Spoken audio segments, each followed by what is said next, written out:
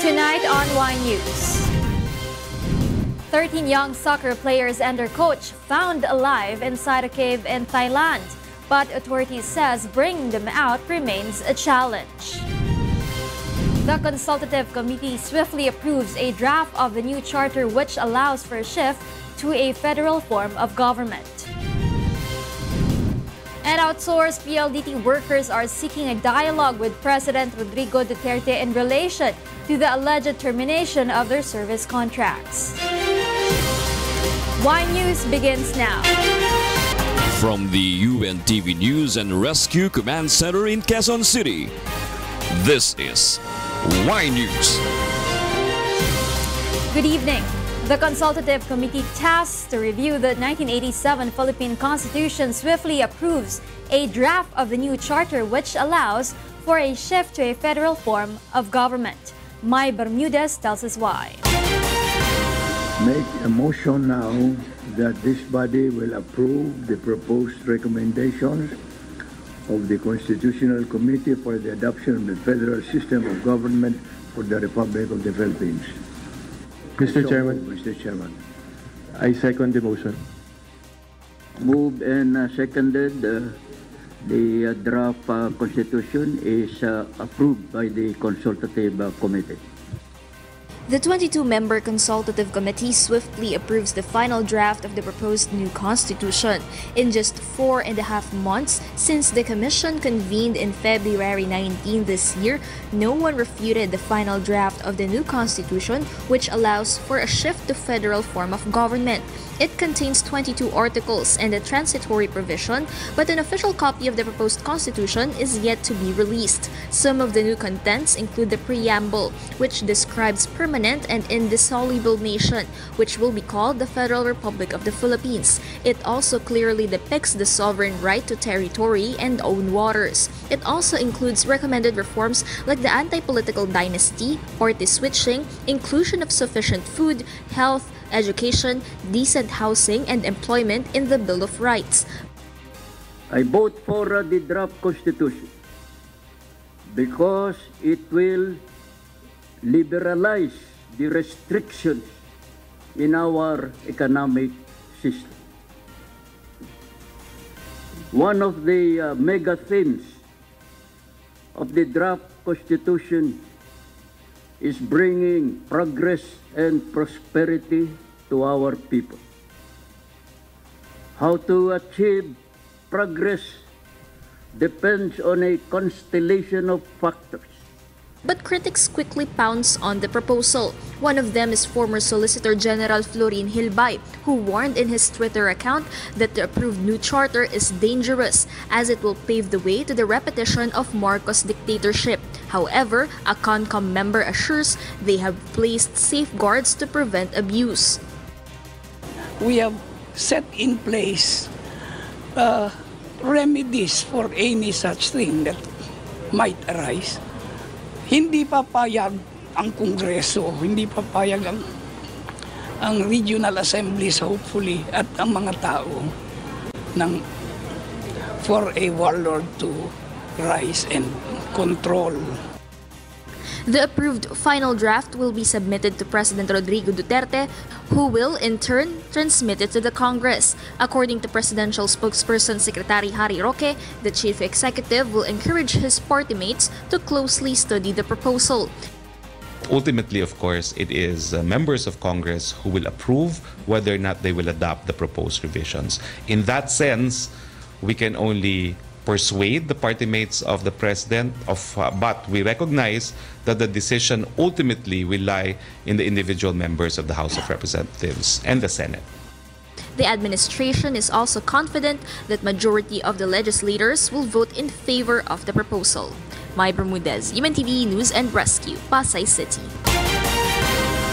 A group of outsourced PLDT workers is seeking a dialogue with President Rodrigo Duterte in relation to the alleged termination of their service contract. Aiko Miguel tells us why. The members of the Rank-and-File Employees Union are looking to gain an audience with President Rodrigo Duterte to convey the sentiments of contractual employees of the Philippine Long Distance Telephone Company or PLDT. According to Pete Pinlac, the group's Secretary General, they will push for the payment of the back wages of PLDT employees in the meeting with Duterte. Bigyan niya ng suporta yung Department of Labor para lumakas ang loob, huwag magdili-dali, para magpahayag na ang prosesong ginagamit ng PLDT ay hindi yan yung laman ng desisyon. Ang laman lang ng desisyon, ilagay niya sa payroll yung mga tao at pagtrabaho na bilang regular. The group claims the telecommunication giant owes its workers around 11 billion pesos in back wages and benefits.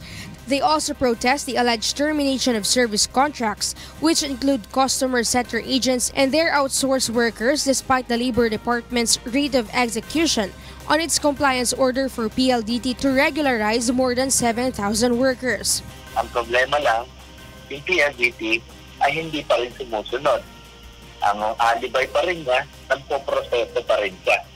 Na mula nung magsimula siya ng proseso, ng June 1 hanggang ngayon, kahit isa, dun sa almost 8,000 ay kahit isa ay walang naregular.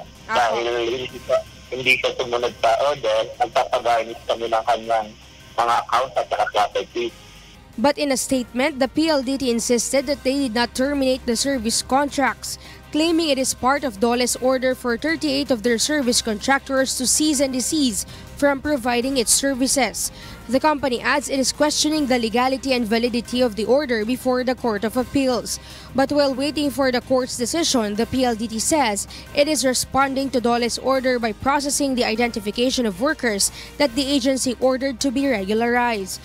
Labor Undersecretary Joel Maglunsod, meanwhile, supports the plan of PLDT Workers Union to talk to the President. He also insists they have enough basis to order PLDT to regularize employees who have been serving them over the years. That's final and executory. At alam ninyo, matagal na itong efforts ng Department of Labor and Employment. No?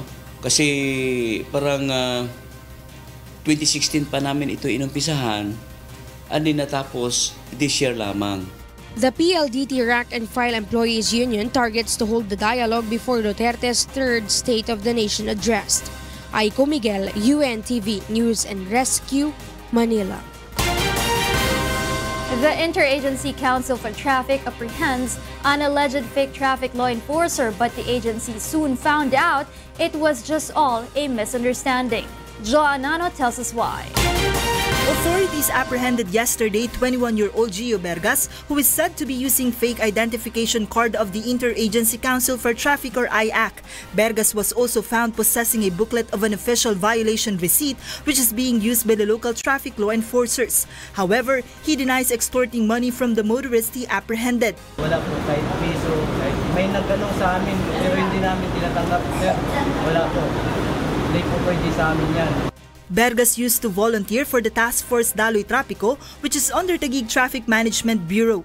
Earlier today, IAC was supposed to present Bergas to the media for the filing of usurpation of authority charges. But when he came in along with a supervisor from Taguig Traffic Management Bureau, the agency soon found out that Bergas is actually a legitimate volunteer of the local traffic bureau, which claims to be an accredited IAC group. But IAC Chief Traffic Officer Asek Manny Gonzalez argues Task Force Daloy Trapico is not among the recognized volunteers. Task Force Daloy Trapico, ito po iniso sa amin na ID, sir. You are not an IAC volunteer. Wala pa tayong MOA, wala pa kayong accreditation, and wala pa kayong member na sinasubmit sa IAC National Secretariat. To further clarify the issue, IAC officials went to Taguig City where they discovered that Bergas is no longer authorized to apprehend motorists for he has already been out of service. The Taguig Traffic Management Bureau also showed some documents certifying the Task Force Daloy Trapico's IAC accreditation. Instead of filing complaints against Bermas, IAC and the Taguig Traffic Management Bureau decided to recall all issued IDs and to formalize their application for accreditation. Kailangan magkaroon sila ng MOA. Yun yung legal process para ma-accredited sila as a member ng IAC. Joanano, UNTV News and Rescue, Taguig City. The Health Department continues to warn the public against wading through floods amidst the increasing number of leptospirosis cases in the country. Gary's cousin tells us why.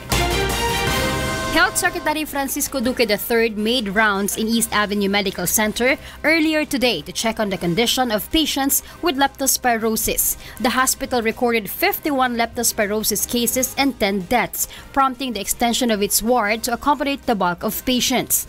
Jeff Salcedo is among the patients undergoing dialysis due to leptospirosis. He says he contracted the disease through riding a motorcycle in a flooded street. Yung motor ko lang lumusong. Na parang natatalsikan lang yung paa ko. Secretary Duque warns public that aside from open wounds, leptospirobacteria can also enter the eyes, nose, ears, and mouth, as well as the sensitive areas like genitals, especially when the body is submerged in waist-deep flood waters. Kaya dapat wag lumusong sa baha. Yun ang number one. In fact, yan mawisikan lang yung mata mo Pwede mo na rin makuha or makainom ka, lalo na mga bata. Many of the patients admitted in the East Avenue Medical Center has a severe type of leptospirosis due to late diagnosis, like one Cecile who admittedly ignored the symptoms. Kala ko lang po yung natural po sa yung katawan ng ganun po. Yung pala, sakit na rin pala yun, hindi ko po alam na ganun. Wag po kayo mag-self-medicate sapagkat yung mga gamot naman na hindi siya prescription medications ay baka wala naman epekto yan. Sayang lang ang pera ninyo. The Health Department expects rise in number of leptospirosis cases in the country due to continuous rains. You will expect a surge again in the number of leptospirosis. Data from the DOH show there are 261 cases in National Capital Region with 40 deaths. Quezon City recorded the highest number. DOH is also monitoring leptospirosis cases in Visayas and Mindanao. The agency also assures free treatment for indigent persons with leptospirosis in all government hospitals, as well as PhilHealth members. Grace Casin, UNTV, News and Rescue, Quezon City.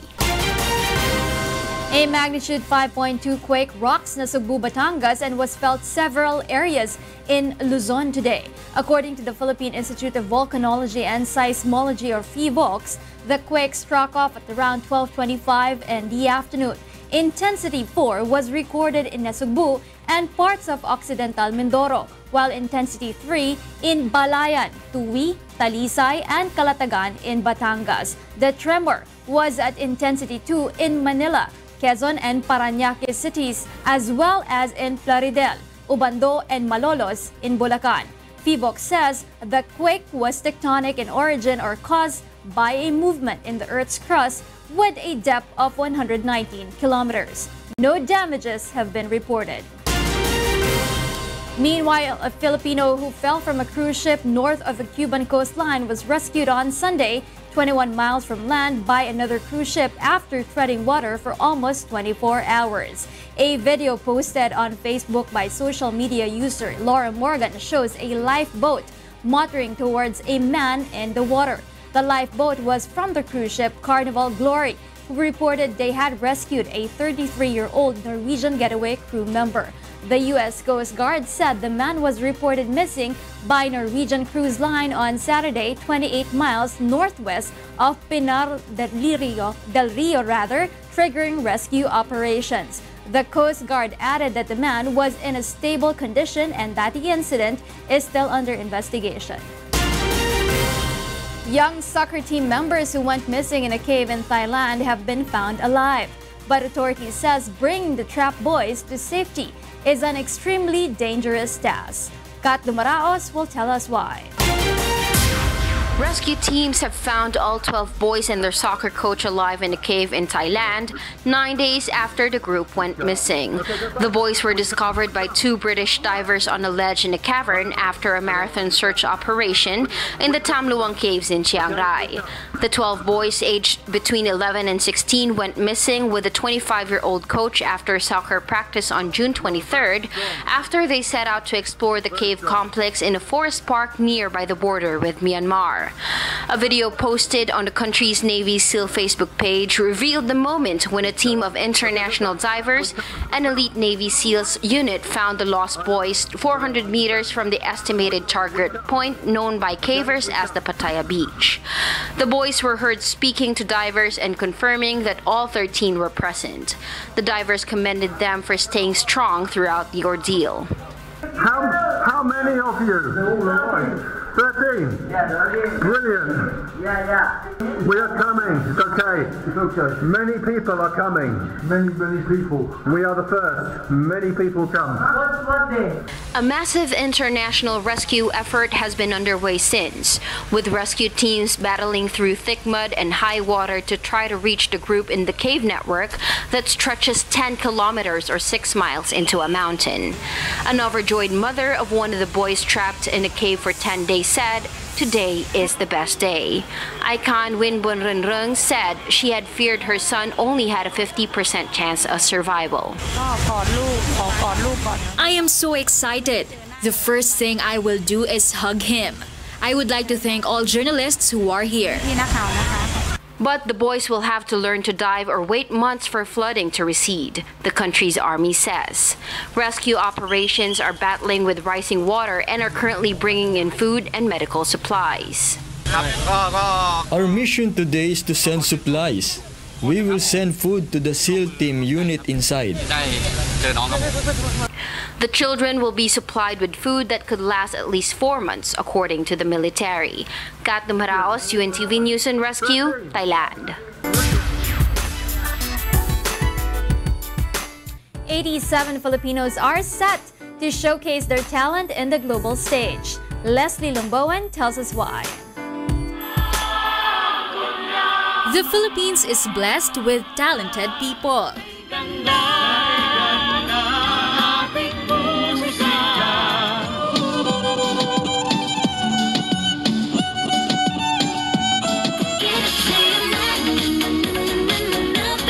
And this year, Filipinos will again showcase their talent in the global stage in the World Championship on Performing Arts or WCOPA.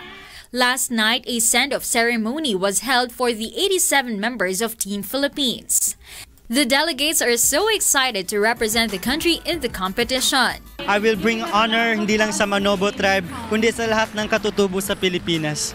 Presenting Philippines, so I'm very proud. WCOPA is more than a competition. It has workshops, it has boot camps. That it's an opportunity for them to grow in their passion in the performing arts. Through a song, WCOPA Hall of Fame awardee Jed Madela motivated the representatives.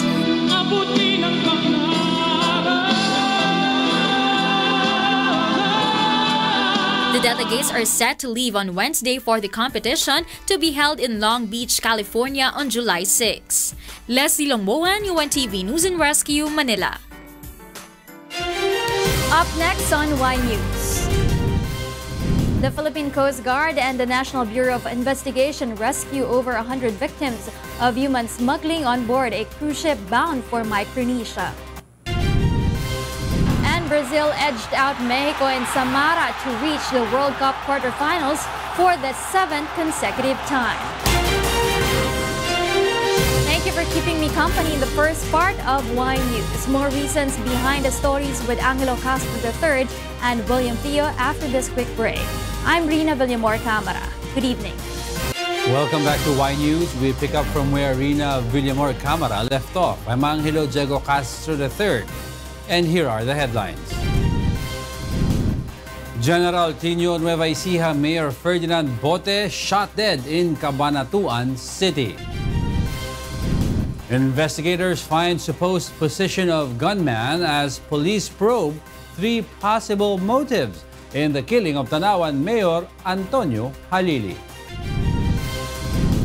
And Malacañang confirms meeting between President Rodrigo Duterte and the leader of the Catholic Bishops' Conference of the Philippines on July 9. Good evening. Mayor Ferdinand Botti of General Tinio Nueva Ecija was declared dead on arrival at MV Gallego Hospital after he was ambushed in Cabanatuan City. According to a police spot report, The mayor was gunned down in front of the National Irrigation Administration Office building at 5:40 p.m. earlier. Philippine National Police Chief Director General Oscar Albayalde says the official was inside his Toyota Fortuner when shot by still unidentified motorcycle riding assailants using a short firearm. Initial reports said the victim suffered multiple gunshot wounds that eventually led to his death. A dragnet operation and investigation has been launched by the police. Meanwhile, Malacañang assures public of doing everything it can to determine who is behind the recent violent crimes against local chief executives, particularly the ambush of General Tinio Nueva Ecija Mayor Ferdinand Botti. Presidential spokesperson Harry Roque is also confident that the Philippine National Police will be able to conduct a thorough investigation and bring the perpetrators to justice. Police is looking into 3 possible motives behind the killing of Mayor Antonio Halili as investigators find the supposed position of the gunman. The acting mayor of Tanawan, Batangas, meanwhile, believes Halili is in no way involved in illegal drug operations. Victor Cosare explains why. Members of the scene of the crime operatives and Batangas police discovered this morning the supposed position of the gunman in the killing of Tanawan City Mayor Antonio Halili. According to Police Superintendent Renato Mercado, Tanawan City Police Chief, the sniper was positioned more than 100 meters away from the location where Halili was attending the flag ceremony at the City Hall yesterday. The assailant allegedly used the elevated portion as a vantage point as he covered himself with the grass. Authorities already cleared the area, but they are yet to find the casing of the bullet used by the gunman. The investigators say they need to find the casing to determine the type of firearm used by the sniper and to whom it was registered to. Halili was killed after taking a single bullet in the chest on Monday morning while local Tanawan officials was holding a flag-raising ceremony. Police adds they are looking into 3 possible motives behind the mayor's killing. These are politics, his walk of shame campaign, and his alleged links to illegal drug trading. But acting Tanawan Mayor Joanna Corona Villamor doubts Halili's involvement in illegal drugs. Naging mahigpit at malakas yung kampanya ni Mayor Tony Halili against illegal drugs. Walang lumalabas na hard evidence na may involvement si Mayor Tony sa illegal drugs. President Rodrigo Duterte has earlier said that Halili's murder could be related to illegal drugs. Nabalitaan ako, karoon lang si Halili namatay. Pero suspect mo na droga. Suspect lang. Local Tanawan officials, meanwhile, are calling on its constituents to wait for the official report and to avoid jumping to conclusions. Victor Cosare, UNTV News and Rescue, Philippines. The daughter of slain Tanawan Mayor Antonio Halili believes President Rodrigo Duterte is just misinformed following his comments linking her father to the illegal drug trade. Joan Nano tells us why. Friends, constituents, and several known politicians continue to arrive at the home of the Halili family in Tanawan City to extend condolences on the death of Mayor Antonio Halili. Among those spotted attending the wake are Senator Ralph Recto, Taguig City Mayor Lani Cayetano, May Kawayan Bulacan Mayor Henry Villarica, and League of Cities of the Philippines National President Eduardo Pamintuan. The Halilis are still trying to come to terms with the death of the mayor, who is the lone politician in the family.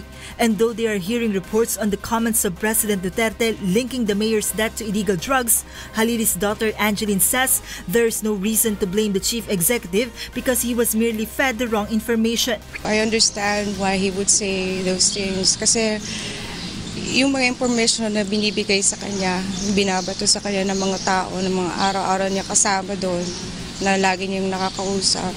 She adds they are a family of entrepreneurs, and if the president will come and grieve with them, he would realize that they have a simple and legal life. Angeline adds they are content with the course of the investigation and are confident that her father's assailants will be brought to justice. Lahat naman sila nagtatrabaho. They're doing their job. I let them do their job. I will not interrupt just because I want to know something.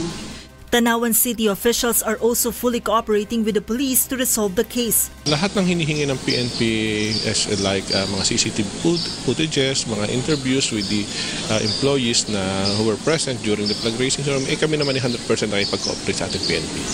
Malacañang meanwhile believes that the president's comments on Halili's killing will not affect the investigation.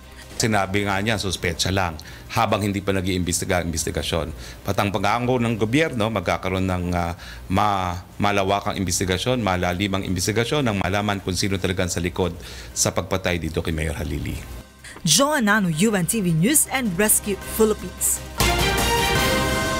President Rodrigo Duterte and the leader of the Catholic Bishops' Conference of the Philippines are set to meet on July 9 at Malacañang.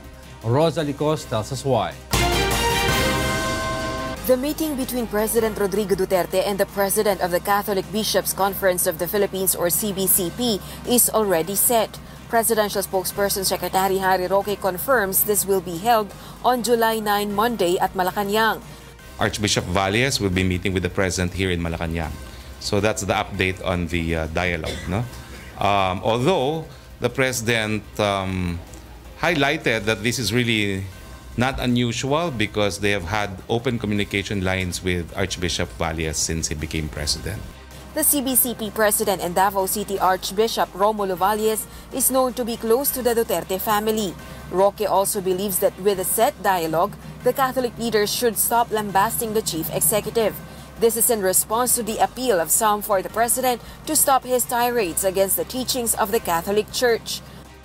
So I think it's always bilateral. No?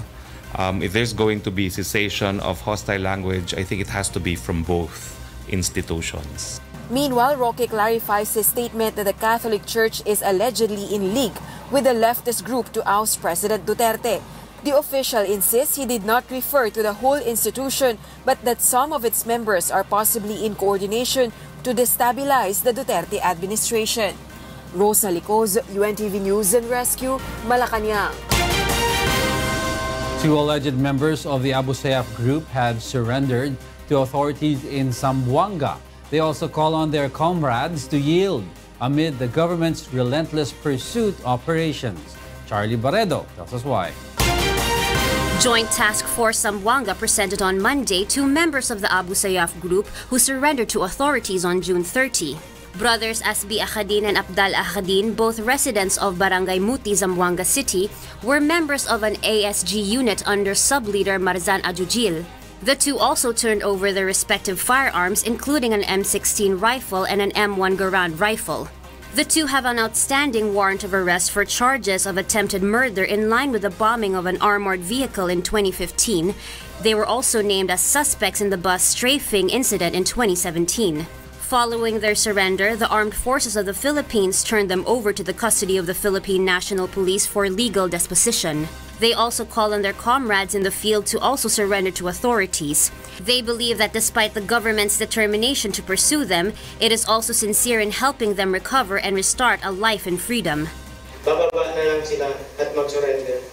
Kasi ang gobyerno natin ay patas. Walang Muslim, walang Kristiyano. To date, Colonel Leonel Nicolas, the commander of the Joint Task Force Zamboanga, said they are still in pursuit of 6 more ASG members in Zamboanga City. Tuloy-tuloy yung ating law enforcement operation, sinusuportahan natin yung PNP at hopefully itong mga ganito na mga klase ng personalities ay mahuli natin. Since 2017, authorities were able to neutralize a total of 14 ASG members in Zamboanga City. Charlie Barredo, UNTV News and Rescue, Philippines. The Department of Environment and Natural Resources will not allow establishments to reopen in Boracay if they fail to build their own sewerage treatment plants. Let's find out why from Vincent Alboleda. All establishments in White Beach, Boracay Island are now mandated to have their own sewerage treatment plant or STP under the Memorandum Circular 2018-06 of the Department of Environment and Natural Resources. DNR Secretary Roy Simatu signed the order following discovery on the incapability of 2 Boracay Water Treatment Company in filtering the total wastewaters in the island. Cimatu also fears seepage and water contamination after learning that seawaters reached the Boracay water manholes in White Beach during high tide and monsoon rains. DNR lists at least 130 establishments in White Beach that do not have STPs, aside from hotels and resorts in other parts of the island. According to Attorney Ramar Neil Pascua of the Environmental Management Bureau Region 6, they will not allow these establishments to reopen in October if they fail to follow the policy. Kung gusto mo talagang ma-open na yung Boracay at saka gusto mo nang mag-operate yung establishment mo, mag-sacrifice ka ng isang room mo. Di po ba? Kung makakaya mo, doon sa mga 50 rooms in above, makakaya mong magpatayo ng mga malalaking hotels and resorts mo, much more na yung STP na kailangan natin to improve yung water quality ng Boracay. Pascua adds they are now looking into proposals to construct or widen the drain and sewer lines in response to stakeholders' concerns on where and how to dispose the treated wastewaters. Doon sa mga customers, clients ng BTSI, kung saan sila yung magko-construct ng STP, po-provide sila ng gray line na magko-collect ng treated wastewater. May proposal rin yung BIWC na isasubmit nila kay SEC yung proposal na i-allow sila to palakihin yung sewer line nila sa White Beach, sa Front Beach. EMB-DNR is set to have another meeting with the stakeholders tomorrow in relation to the policy. The agency will also gather complaints and suggestions from them to be presented to Secretary Cimatu during his next visit to the island. Vincent Arboleda, UNTV News and Rescue, Boracay. In spite of the growing movement to save the environment, some experts believe that zero waste management remains a challenge in the Philippines. A lawmaker also thinks the proposed conversion of waste to energy is impossible to implement. Let's find out why from Nel Mariboho. The Philippines generates mounting volume of waste according to the data shown by the National Solid Waste Management Commission. In 2016, over 4,000 tons of waste were collected daily, with the highest number gathered from Metro Manila. Though there is a growing zero waste movement to save the environment, some experts believe implementing the policy is a huge challenge.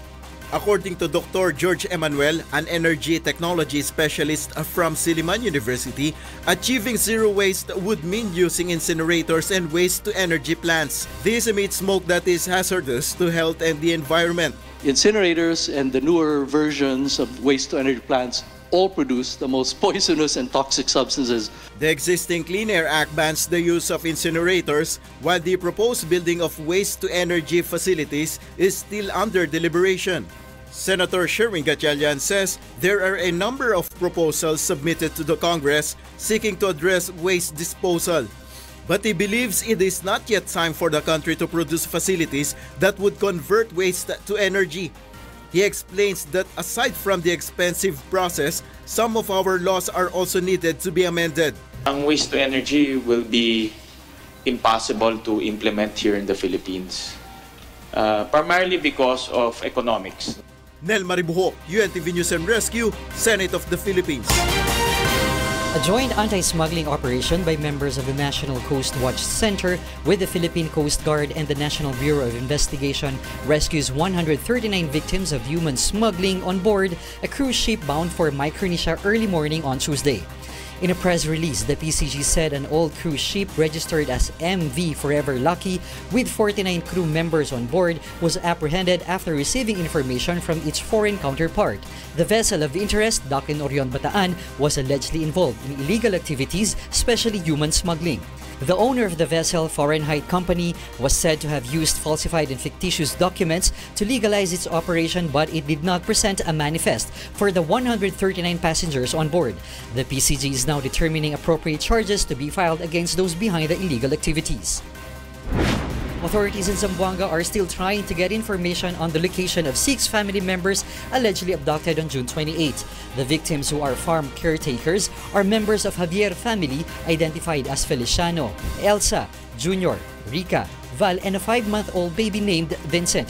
Police Regional Office 9 says a certain Abu called them to ask for 400,000 ransom money in exchange for their release. Authorities believe the victims were taken by a kidnap for ransom group headed by Hamilon Wahab.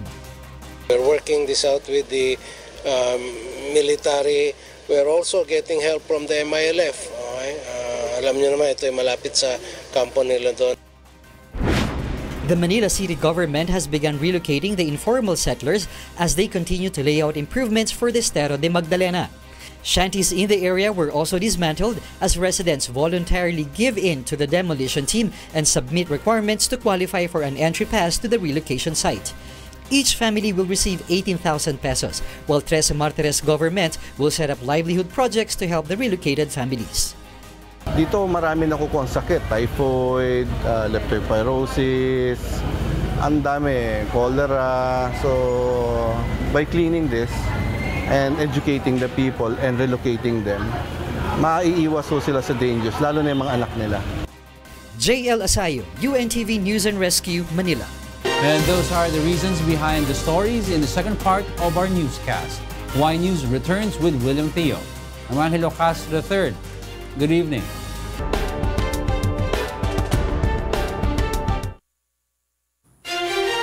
To complete the most significant news for this day, YNews continues. Here are the top stories. Young soccer team members who went missing in a cave in Thailand have been found alive after 9 days of search and rescue efforts. International divers and elite Navy SEALs found the 12 boys and their 25-year-old coach while sitting on a ledge above water around 400 meters from the estimated target point known by cavers as the Pattaya Beach. The team went missing on June 23 after they set out to explore the cave complex in a forest park after a soccer practice. Families celebrated following the news, but authorities say bringing the trapped boys to safety is an extremely dangerous task because the cave is regularly flooded during the rainy season, which lasts until September or October. Authorities are still mulling options on how to bring out the boys since attempts to pump the water levels lower have so far not been successful. Attempts are also being made to install telephone lines inside the cave to let the boys speak with their parents, while specially trained doctors will carry out medical checks on their condition. Meanwhile, the 22-member consultative committee tasked to review the 1987 Philippine Constitution swiftly approves the final draft of the proposed new constitution. In just 4.5 months since the commission convened in February 19th this year, no one refuted the final draft of the new charter, which allows for a shift to a federal form of government. It contains 22 articles, including reforms in the Bill of Rights, but an official copy of the proposed constitution is yet to be released. ConCom assures they have placed safeguards to prevent abuse, following fears of some critics that the new charter will pave the way for the repetition of the Marcos dictatorship. We have set in place remedies for any such thing that might arise. Hindi papayag ang Kongreso, hindi papayag ang regional assemblies, hopefully, at ang mga tao for a warlord to rise and control. According to Malacañang, the approved final draft will be submitted to President Rodrigo Duterte, who will in turn transmit it to the Congress. The President, as chairman of PDP Laban, the dominant party in the House, will transmit it to his party mates. We can only persuade the party mates of the President, but we recognize that the decision ultimately will lie in the individual members of the House of Representatives and the Senate. In other news, the members of the PLDT Rank-and-File Employees Union are seeking for a dialogue with President Rodrigo Duterte to push for the payment of back wages of PLDT employees. According to Pete Pinlac, the Group Secretary General, the telecommunication GN owes its workers around 11 billion pesos in back wages and benefits.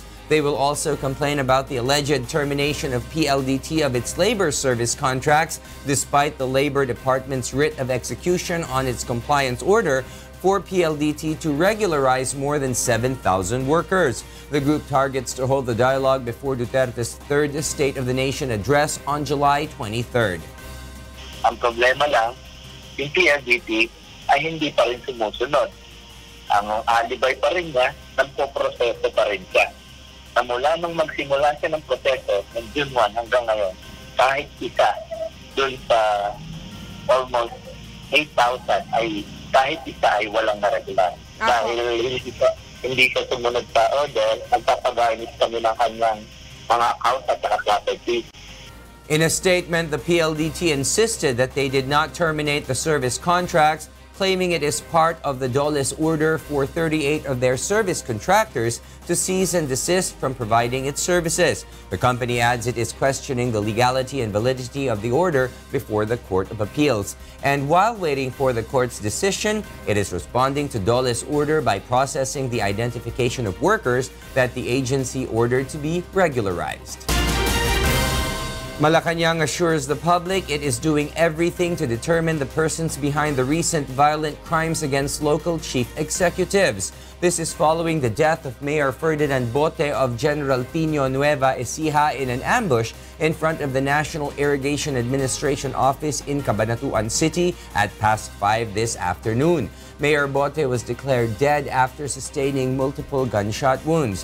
Initial investigations show that the late official was aboard his vehicle when shot by unidentified motorcycle-riding assailants. A dragnet operation has been launched by the police. Malacañang is also confident that the Philippine National Police will be able to conduct thorough investigation and bring the perpetrators to justice. Police are looking into 3 possible motives behind the killing of Tanawan Mayor Antonio Halili. According to Tanawan City Police Chief Superintendent Renato Mercado, they are probing links between politics, his Walk of Shame campaign, and his alleged involvement in illegal drug trading. Authorities add they have discovered the supposed position of the gunman more than 100 meters away from where Halili was standing when he was attending the flag ceremony at the City Hall yesterday. The assailant allegedly used the elevated portion of the area as a vantage point as he covered himself with the grass. Authorities already cleared the area, but they have yet to find the casing of the bullet to determine the type of firearm used by the sniper and to whom it was registered to. In a separate interview, Halili's daughter, Angeline, insisted the drug allegations against her father were hearsay and she cannot blame President Duterte for his comments as he was merely fed the wrong information. I understand why he would say those things kasi yung mga information na binibigay sa kanya, binabato sa kanya ng mga tao, ng mga araw-araw niya kasama doon na lagi niyang nakakausap. President Rodrigo Duterte and the leader of the Catholic Bishops' Conference of the Philippines are set to meet on July 9 at the Malacañang. Presidential spokesperson Secretary Harry Roque says the chief executive will meet with CBCP President and Davao City Archbishop Romulo Valles, who is known to be close to the Duterte family. Roque also believes that with a set dialogue, the Catholic leader should stop lambasting the chief executive in response to the appeal for the president to stop his tirades against the teachings of the Catholic Church. So I think it's always bilateral, no? If there's going to be cessation of hostile language, I think it has to be from both institutions.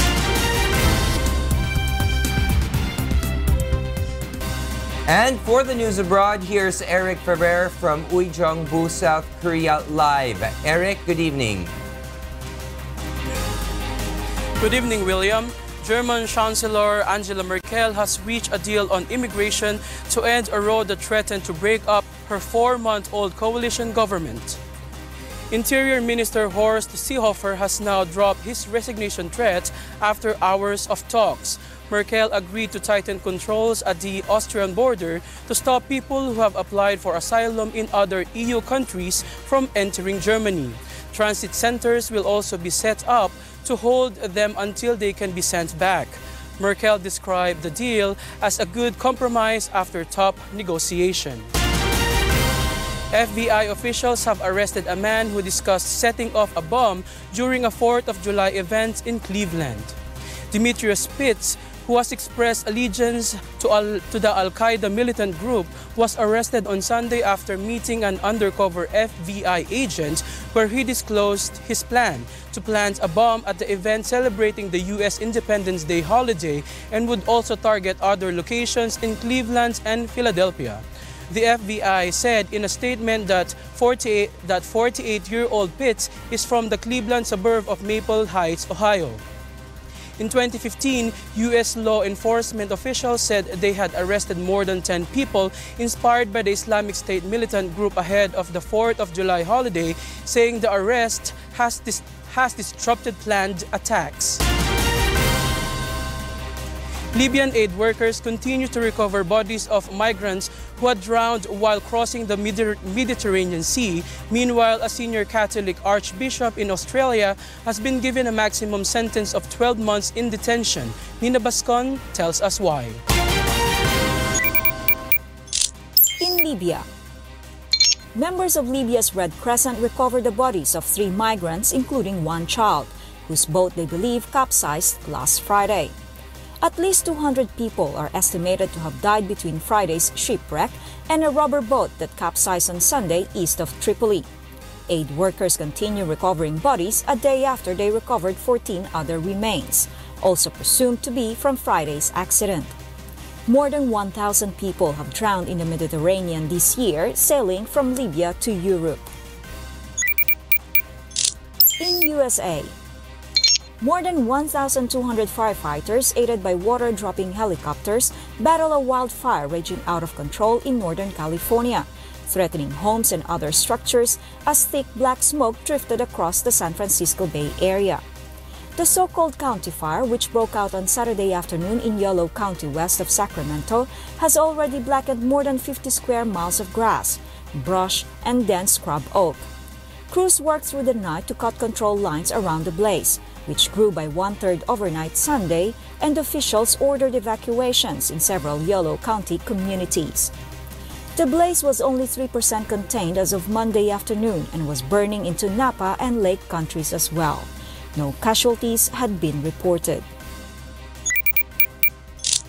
And in Australia, a Catholic archbishop has been given a maximum sentence of 12 months in detention for concealing child sexual abuse in the 1970s. Philip Wilson, now Archbishop of Adelaide, is the most senior Catholic globally to be convicted of the crime. He was found guilty by a court last month of covering up abuse by a pedophile priest in New South Wales. Wilson has not resigned as Archbishop despite relinquishing his duties in the wake of his conviction. Nina Bascon, UNTV News and Rescue. And those are the latest news from the other parts of the world. Back to you, William. Thank you, Eric Ferrer, live from Uijeongbu, South Korea. And those are the reasons behind the news, July 3rd, 2018. On behalf of Rina Villamor Camara and Angelo Castro III, I am William Thio. Because we need to know, we will always ask why. Good evening.